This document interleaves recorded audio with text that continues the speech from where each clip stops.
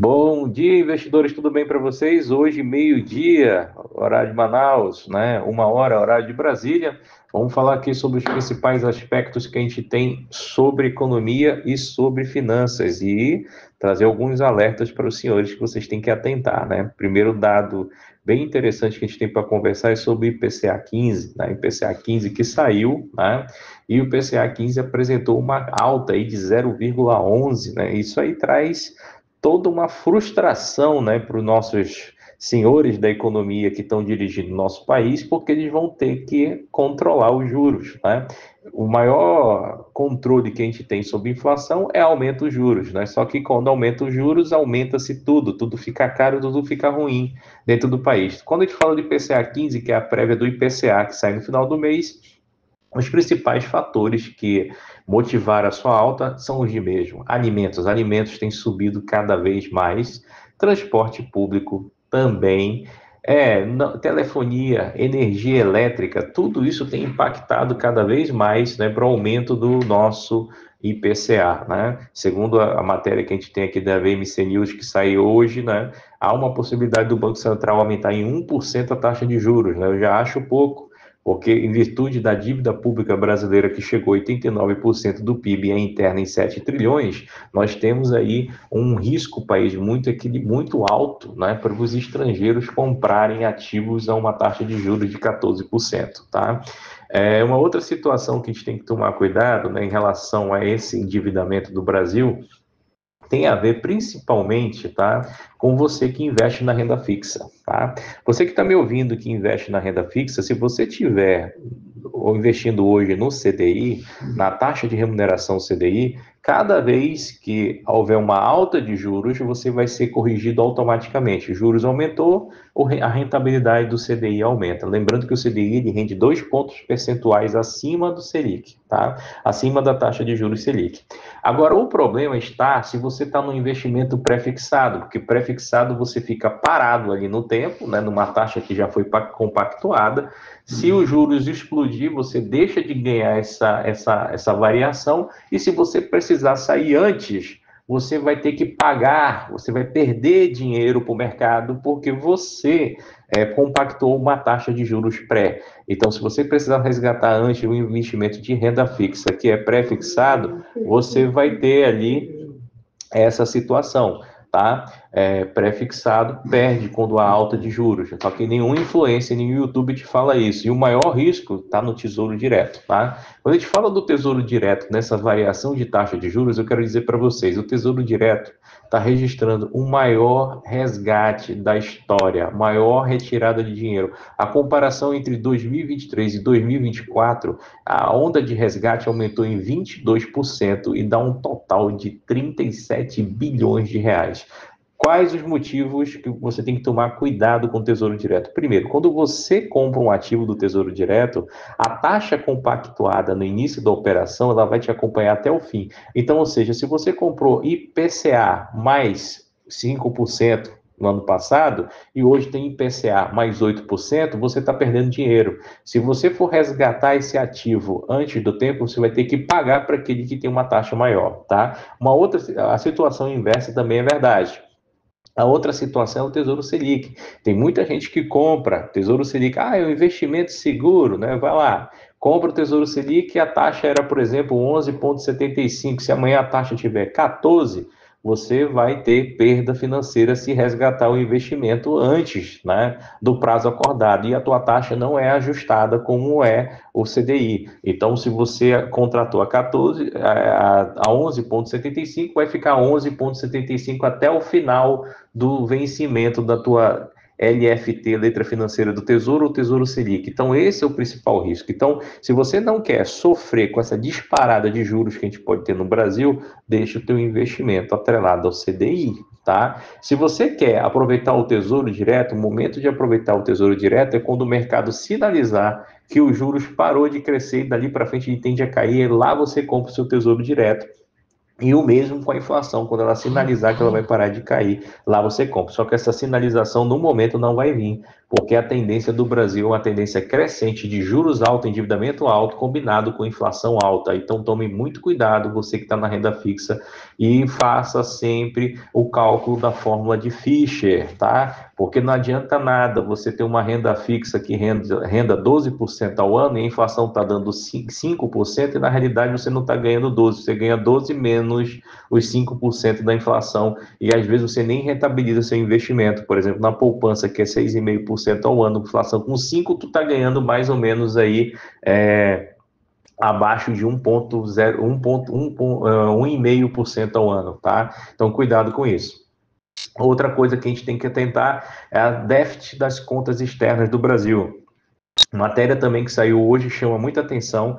As contas externas brasileiras, para quem não entende, é onde a gente passa a balança comercial, que é importação e exportação, onde a gente passa a balança de serviços, ou seja, são serviços adquiridos entre empresas estrangeiras no Brasil, ou pagamento da dívida pública brasileira para os estrangeiros, e aonde vai transferência de reservas unilaterais, né, que a pessoa física transferindo para a pessoa física, tudo transita nessa conta, né, externa. A mesma situação aconteceu no governo da Dilma. Teve uma época que teve que paralisar ali a quantidade de dinheiro que saía. Não sei se você lembra, até os cartões de crédito eles foram um pouco drenados nessa situação, né? No Brasil, só para você ter uma ideia, o déficit da conta em 2024 encerrou em 56 bilhões, tá? O que vale a 2,55% do PIB, que na época estava 85%, já 84% endividado. Este é o maior saldo negativo desde 2019. Olha que está maior do que o saldo da pandemia, tá? Quando o país registrou um déficit de 65 bilhões, tá? Segundo o relatório divulgado pelo Banco Central nesta sexta-feira, em comparação a 2023, o aumento que a gente teve desse déficit de 2023 para 2024 foi de 128%, ou seja, teve um acréscimo de 24 bilhões. Então, é dinheiro fugindo, a dívida aumentando aqui no Brasil, os estrangeiros procurando outra situação, brasileiros saindo, empresas fechando, e você tem que estar atento com isso. Há uma promessa de fechar o câmbio do dólar até final do ano em 5,50. Eu não acredito. Eu acredito que eu fico com a opinião de vários analistas de mercado. Há uma tendência muito forte do dólar voltar para os 6 e bater quase 7. Então, qualquer queda do dólar para você que compra dólar, vale uma pena para você rentabilizar o seu dinheiro. Então, mas fiquem atentos com essas notícias, né? Tem vários sites para vocês acompanharem, tem o Trade Econômico, tem o próprio site do Banco Central para vocês acompanharem essas situações, tá? Uma outra situação que aconteceu hoje foi o Ibovespa, né? O Ibovespa hoje, né, ele operou em queda logo no início da manhã.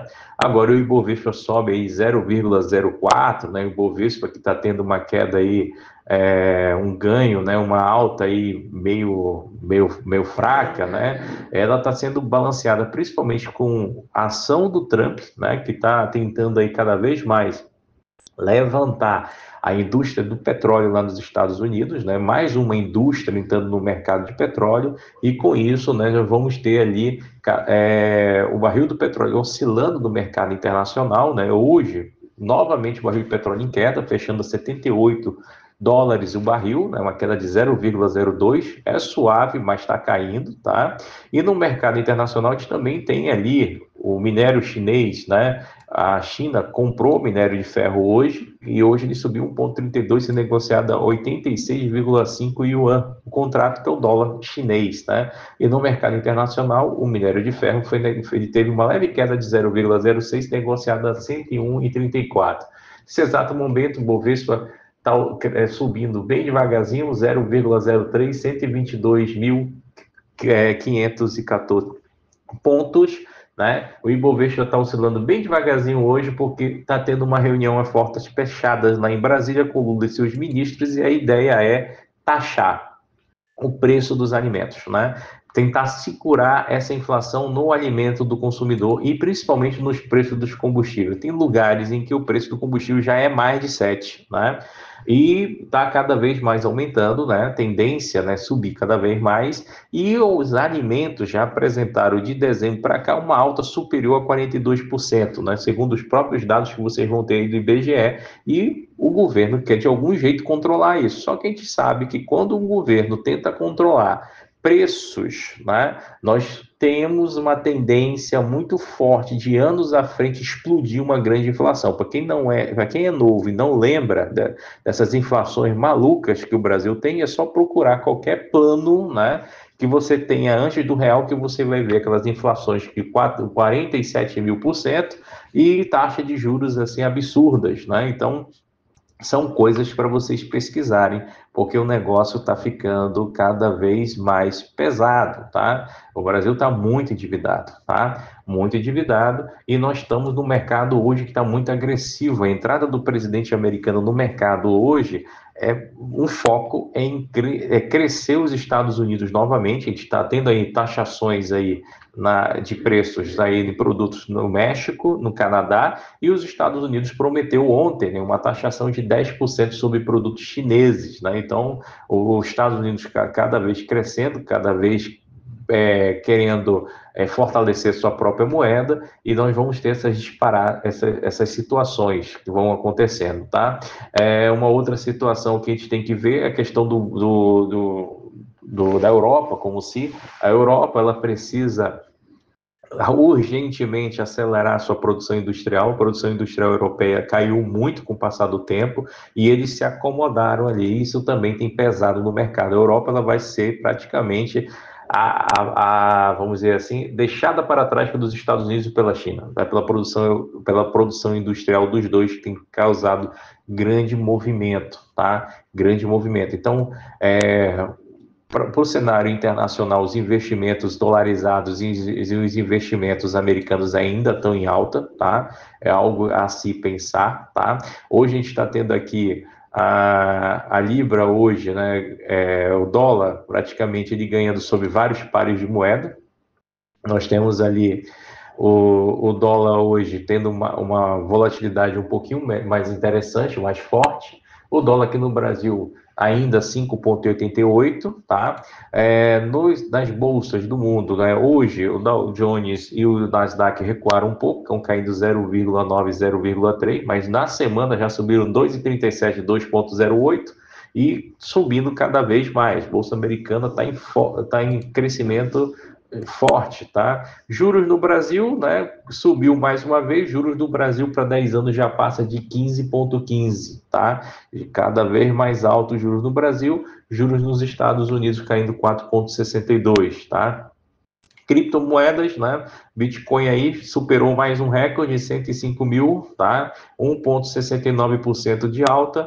Ethereum 1,64, Binance com queda de 0,55, né? Os Estados Unidos ele está com uma ideia muito forte de fazer com que o setor petrolífero venha para trazer mais receita junto com as taxas que vão ser impostas para outros países e com isso gerar recursos suficientes para reduzir a dívida pública deixada pelo governo anterior, que endividou o PIB dos Estados Unidos em 122,30, né? Se você fizer um histórico sobre o endividamento do PIB dos Estados Unidos nos últimos 25 anos, né, mesmo nos governos como os governos do Barack Obama, o PIB americano ele nunca chegou a ficar muito endividado, ele começou a ficar mais endividado agora no governo Biden e não desceu, tá? E esse endividamento, né, requer que qualquer país emita mais títulos públicos, jogue uma taxa de juros mais altas e cada vez mais vai prejudicando a economia, porque o país deixa de colocar recursos em áreas assistenciais que verdadeiramente faz um impacto na vida das pessoas, tá?